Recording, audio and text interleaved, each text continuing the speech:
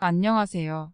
상간녀 소송 때문에 너무 괴롭고 속상한 마음에 용기 내서 글을 올립니다. 저는 현재 남편과 6년 연애 후 2018년에 결혼했어요. 결혼 후 남편은 직장 동료와 바람을 피운 적이 있었고 이번이 두 번째 외도입니다. 현재 상간녀는 남편 친구의 전 여자친구로 제 남편과 알고 지낸 사이였는데 상간녀가 남편에게 먼저 연락해서 모텔에서 만나기로 한 걸 제가 알게 되었어요.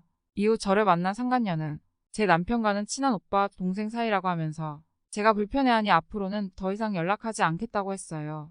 그런데 5일 뒤에 제가 1분째로 서울에 가 있는 동안 상간녀는 저희 부부가 사는 집까지 찾아와서 남편과 성관계를 가졌습니다.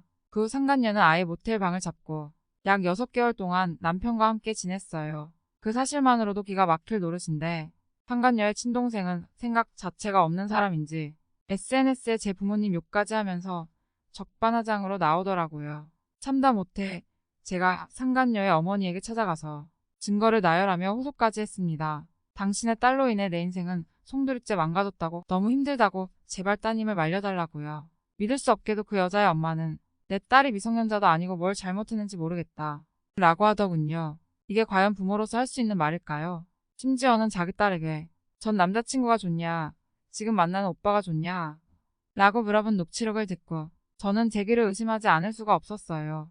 게다가 남편의 형 와이프는 상간녀와 함께 찍은 사진들을 인스타에 올리면서 형님과 미래 동서라는 둥, 제가 먼저 바람이 났다는 둥 허위 사실을 유포하면서 저를 비방하고 인격 모독까지 서슴지 않고 있습니다. 상간녀는 저와 상간소장 송달건으로 통화를 한 적이 있었는데 그러니까 당신이 바람을 피우지 말았어야죠 라면서 전혀 사실이 아닌 말까지 함부로 내뱉을 정도로 뻔뻔하게 나오는 여자예요. 그리고 이번 상간녀 소송을 진행하는 동안 남편이 저와 긴 연애를 하기 전에 이미 한 번의 혼인신고를 했다는 사실도 새로 알게 됐어요. 결국 시댁에 찾아가 이전의 혼인신고 사실에 대한 이야기를 꺼내자 시어머니는 이렇게 말씀하시더군요. 나랑 상관없는 일인데 왜 여기 와서 얘기를 하냐. 고요. 저는 너무 충격을 받았고 심한 모욕감을 견딜 수가 없었습니다. 현재 상간녀는 제가 사는 지역에 제 남편과 함께 원룸에서 살고 있어요. 인스타에 제 남편과 찍은 사진과 행복하다는 글들을 수시로 올립니다. 그걸 보는 것만으로도 억장이 무너지고 분통이 터지네요. 아직 정식으로 이혼이 확정되지도 않았고 상간녀로 인해 가정이 파탄났는데 어떻게 이런 식으로 타인의 삶을 짓밟을 수가 있을까요? 상간녀는 치밀할 할 정도로 소위 환승 이별과 만남이 상습적인 여자예요. 남편 친구랑 사귀었을 때도 그전 남친하고 만나다가 환승 만남했고 그 남친하고 만나는 중에 제 남편하고 바람이 나서 환승 이별하고 만난 거고요. 유부남과 바람을 피우면서 남의 신혼집에 들어와 성관계까지 가지는 상간녀가 정말 정신이 제대로 박힌 사람일까요?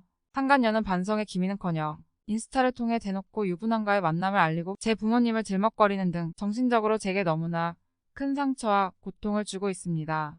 저는 이번 일로 정신과 치료를 받을 정도로 심신이 피폐해진 상태입니다. 이제 정말 세상이 무서워서 사람들 만나기가 힘들어질 정도로 인간에 대한 신뢰감도 잃었고 너무나 고통스러운 시간을 보내고 있어요. 어느덧 소송을 시작한 지 11개월이 지나고 드디어 판결을 앞두고 있네요. 그동안 지옥 같은 시간을 보냈고 죽고 싶을 만큼 힘들었지만 오직 이 판결문 하나 받으려고 지금까지 악착같이 버텼답니다. 그럼에도 앞으로 어떻게 살아야 할지 정말 눈앞이 캄캄해집니다. 남편을 믿고 꿈꿨던 미래도 삶의 의미도 모두 사라졌어요. 남편과 행복한 생활을 그려왔던 그간의 시간이 너무 억울해서 하루에도 몇 번씩 분노와 무기력감에 휩싸이곤 합니다. 정신과 치료는 받고 있지만 매일 불면증에 시달리면서 삶에 대한 의지도 약해지고 모든 게 허무해지네요. 저는 이제 어떻게 살아야 할까요?